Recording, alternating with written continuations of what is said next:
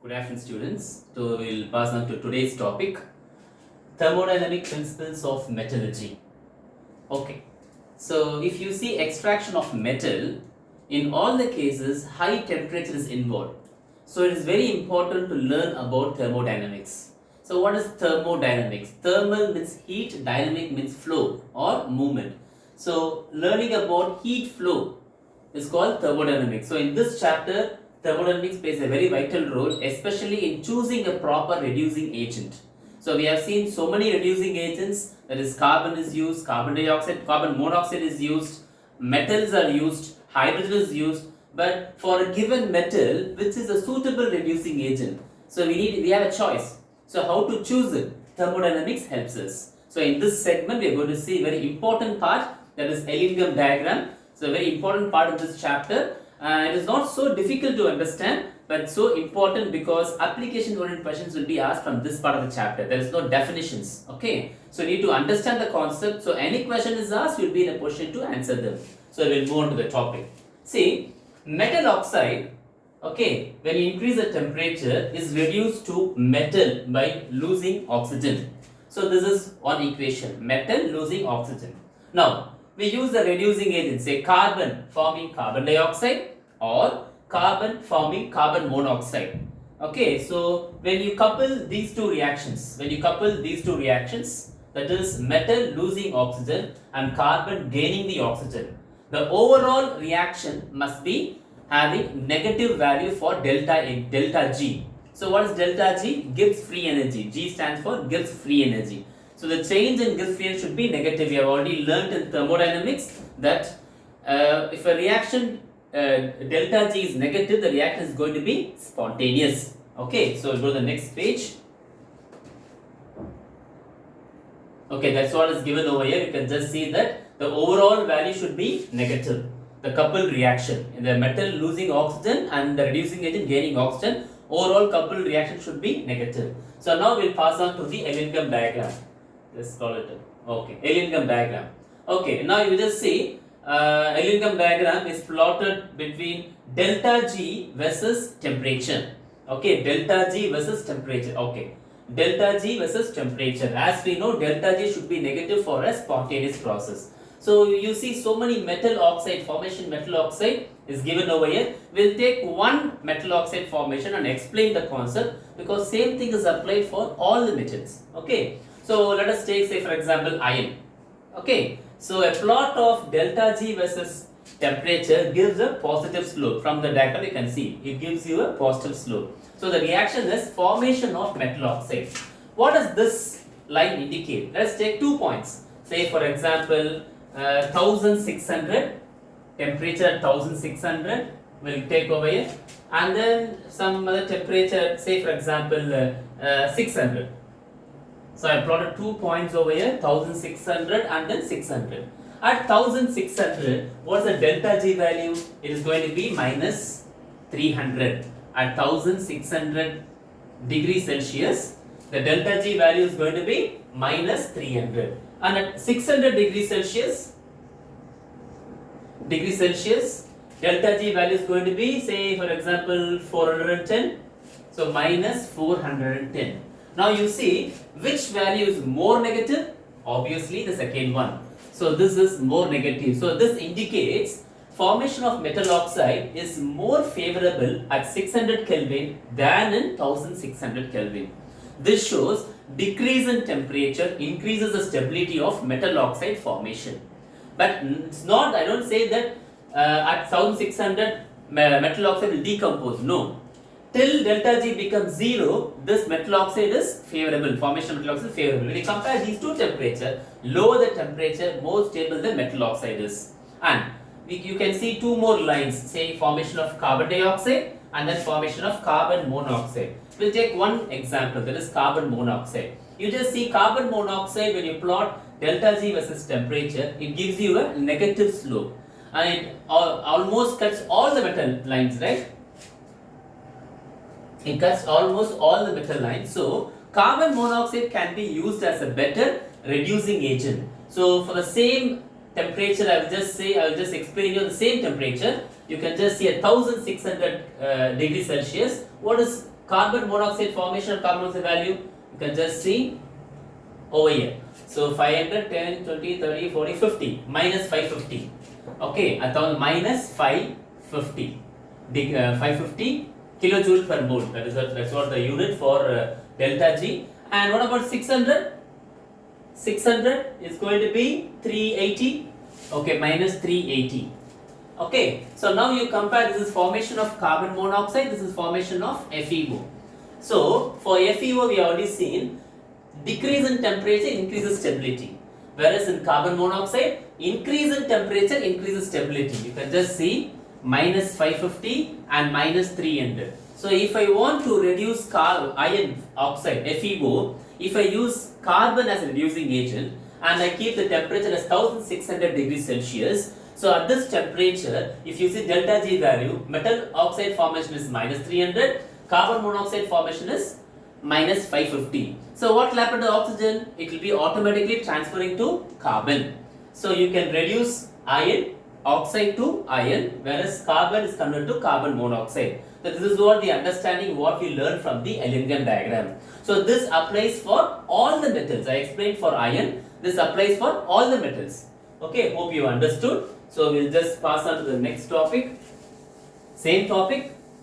Next segment. Okay. So now you just see the equation what you learned in thermodynamics. Delta G is equal to delta H minus T delta S. So this is change in gift free energy, change in enthalpy, heat content, temperature, and delta S stands for entropy, change in entropy, that is randomness or disorderness. So this is what about Ellingham diagram. Okay, so now we'll come down. There are three more important questions under this particular category. The first one is observation from Ellingham diagram. So what do you observe from this Ellingham diagram? Okay, so for this what you should do is you have to keep the Ellingham diagram and then read this and understand from the picture. So it will give you a better understanding. So what I am going to do is I am going to take the textbook, I will read and I will explain you in the picture. Okay, so we will go to Ellingham diagram. Ellingham diagram, okay, stop. So Ellingham diagram, we'll just see. For most of the metal oxide formation, the slope is positive. Already we have seen this positive. It can be explained the following as follows. Oxygen gas is consumed during the formation of metal oxide. You can just see this is the example what we took. Metal takes oxygen to form metal oxide. So this is actually solid, this is gas and this is solid. Okay, so the equation for delta G is equal to delta H minus T delta S.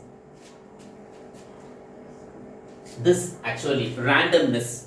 Okay, so when does randomness increases? When solid become liquid, when liquid become gas, randomness increases because in gaseous state molecules can move, so randomness increases. It means delta S increases when in this process. Reverse, delta S decreases. So in this case you should see iron has consumed oxygen, so the gas is getting converted to solid.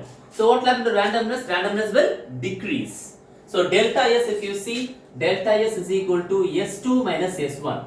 So if you see S1 is greater, S2 will be smaller. So the overall value will be negative.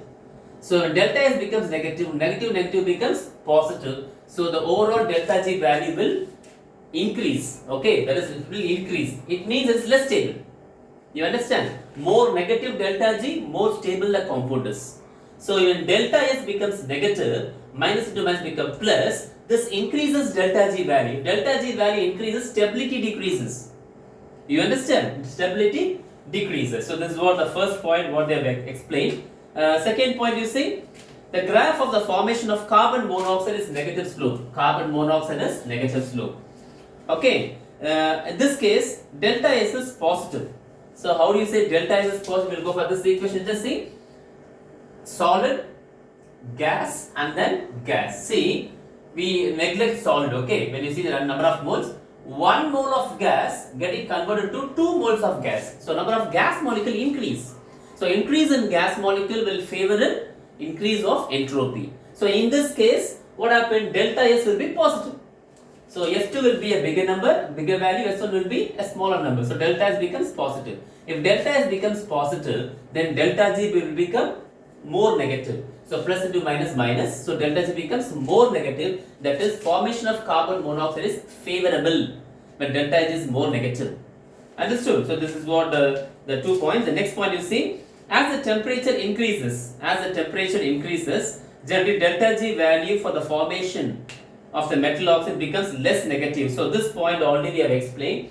More the temperature, okay, when temperature increases, formation of carbon monoxide is favored and decomposition of metal oxide is favored. So oxygen can easily transform from metal oxide to carbon. That's what 4th point.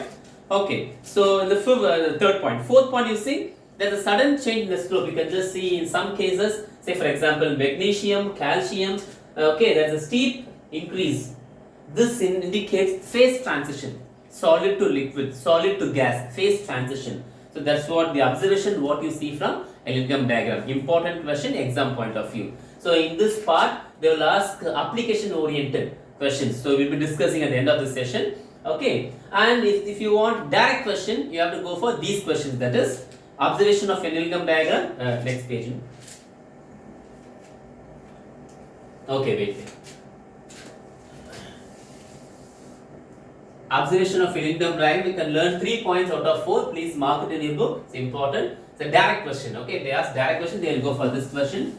Next, application of equilibrium diagram, important. Next page. Next, and finally limitations of equilibrium diagram. Okay, these are 3 standard questions what you can expect if you want to memorize, and if you think of direct question, you can go for these 3 questions. Okay, so we'll go back to application. Okay, application of equilibrium diagram. We got the first point. Again, these points also, it will be better if you see the picture and explain. Okay, so you keep your textbook, and if you see the picture and learn, it's going to be more useful compared to the picture. I want the top part. Okay, wait. So now you see, I told you metal oxide is going to be less stable as you increase the temperature, but they won't decompose because the whole of the value is going to be negative anyhow. When you compare 2 temperature, you can say which is more stable. But there are certain metals, say for example mercury, silver. Okay, if you just heat it, they cross 0. So they become positive. So such metal, you don't need reducing agent. So metal itself will lose oxygen by its own. So for this we'll see the previous page. One example, you can see the previous page. Well, little up. Okay, yeah. You just see auto reduction. Already we have seen this topic, right? So metal sulfide, when you roast it or heat it with oxygen, it itself will give metal directly. Okay, the reason is you have seen in the equilibrium diagram, its delta G value is going to be positive when you heat it. So it itself will give out oxygen very easily to get reduced. So it doesn't need any reducing agent. So the first point in application. Okay, so diagram. Okay, so second point says it helps you to find the thermodynamic feasibility in which a metal can reduce another metal or not. So again, you have already seen this in the previous previous class we have seen aluminothermic process. What we did, the chromic oxide was the compound, okay, the ore what we have taken. We used aluminium to reduce chromium. So my question is, why not chromium reduce aluminium? Why only aluminium reduces chromium? The answer is there in equilibrium diagram. Okay, so we'll just see it. We'll just see where is chromic oxide. Okay, little down, bring it down. Okay, wait. So just see, the line is over here. Okay, so formation of chromic oxide. And where is formation of aluminium oxide? It is over here. Okay, you can just compare these two. Now you see, aluminium lies below chromium. Aluminium lies below chromium. If you take one particular temperature, any temperature you can take. So let me mark over here. Okay, so over here, and then aluminium is over here. So bring it a little down. I want to see the temperature. Okay. We'll go for chromium and aluminium. Okay. So chromium, I told I will take this temperature, and same way for aluminium I take for this temperature. Say 1600 degrees Celsius. Now just see which is more negative. Obviously aluminium is going to be more negative. So in a given temperature, if you increase the temperature in a given temperature, since aluminium is present below, it will have more negative delta G value than the metal present in the top. So this is why we use in alumothermic process aluminum reducing chromium, whereas reverse is not possible because delta G for chromium will be less negative compared to aluminum. In general, any metal present down the graph can reduce the metal present up the graph. The reverse is not possible. So this gives a clear picture to understand which metal can be chosen to reduce another metal. Okay, so it's a representation. Okay, so next we'll go to the third point. The carbon monoxide line, if you see, it cuts most of the metal oxide. So it is one of the best reducing agents which can be used to reduce metal oxide to metal. It cuts most of the line. So one example is given in the book. You can just see the metal example. That is, already we have discussed this. Okay, we'll go to the next page. We'll see in the picture itself. Next page.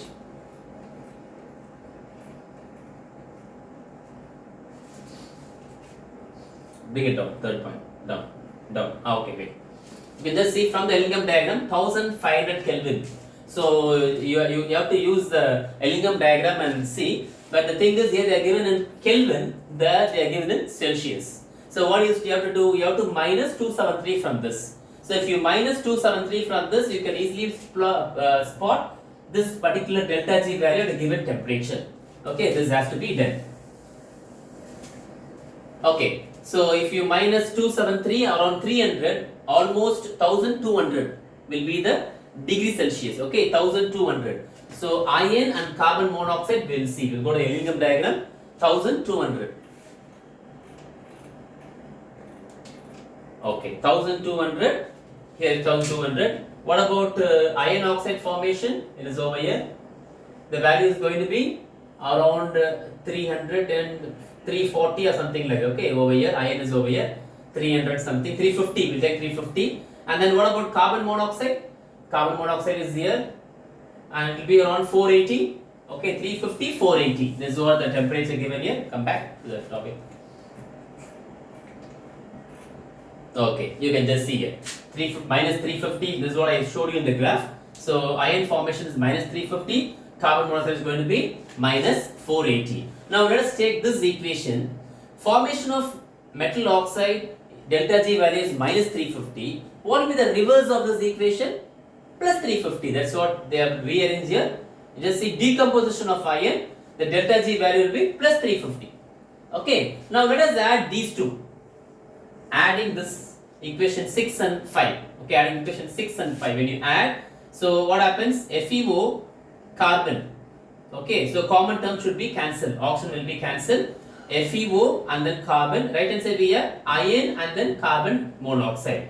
So for this, what will be the overall delta G value? Just add them, subtract them together. Okay, subtract them. The answer will be minus 130 kilojoule per mole. Okay, this is for 2 mole. You can just see the equation says for 2 mole. Then what will be there for 1 mole? Divide this by 2, will get minus 65 kilojoule per mole. So the overall reaction, that is iron losing oxygen, carbon gaining oxygen, delta G value is going to be negative. This shows this reaction is feasible. It means carbon can be used as a reducing agent for iron oxide. Okay, so this is what the overall understanding from this answer. Is it clear? So next we'll go for limitation of Ellingham diagram. Again, very important question. What are the limitations? So Ellingham diagram is constructed based only on the thermodynamic consideration. They don't talk about the rate of the reaction. They say whether this particular metal or this particular reducing agent can reduce another metal oxide or not. But they don't talk about how fast it does. Okay, so that's one of the drawback. They say does not tell anything about rate of the reaction. This is the keyword. Teachers will search for the answer. Okay, does not talk about rate of the reaction. Okay. So, second point, the interpretation of delta G is based on assumption that the reactants are in equilibrium with the product, which is not true always. If there is no equilibrium, we can't use this Ellingham diagram. So, these are the limitations of Ellingham diagram. So, hope you understood. So, learn this chapter properly. I will give you a few assignment work which will be discussed in the next video. Okay, you can just see here. Here we have a question. Evaluate yourself using Ellingham diagram. Okay, indicate the lowest temperature at which zinc oxide can be reduced to zinc metal by carbon. Write the overall reduction reaction at this temperature. I will give you a hint how to do this. We have already discussed just now about iron oxide. So we are taking a temperature that is 1500 Kelvin, which iron oxide, what happened, delta G value, carbon monoxide, and then we calculated. Same way you should calculate for zinc oxide with carbon. What's the lowest possible temperature? Okay, so this is assignment number 1. Assignment question number 1. This you are going to do, and then we have book back questions also. We just go for book back question. Book back questions. I'll give you 2 more questions over there so that you'll be engaged. Next class we'll be discussing about it. Question number 5.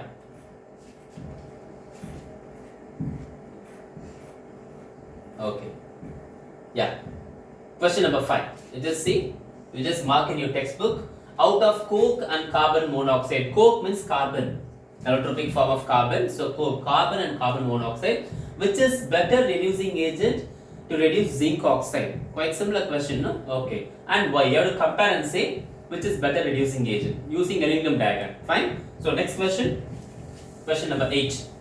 Predict the conditions under which, here we have 2 subdivisions under this, and then carbon monoxide is more effective reducing agent than carbon below 983 Kelvin.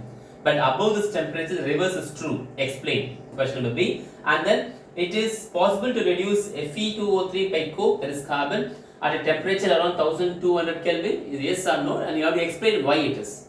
Okay. So I have given you 3 assignments, 3 questions in the assignment. So hope you will complete and come for the next video. Thank you.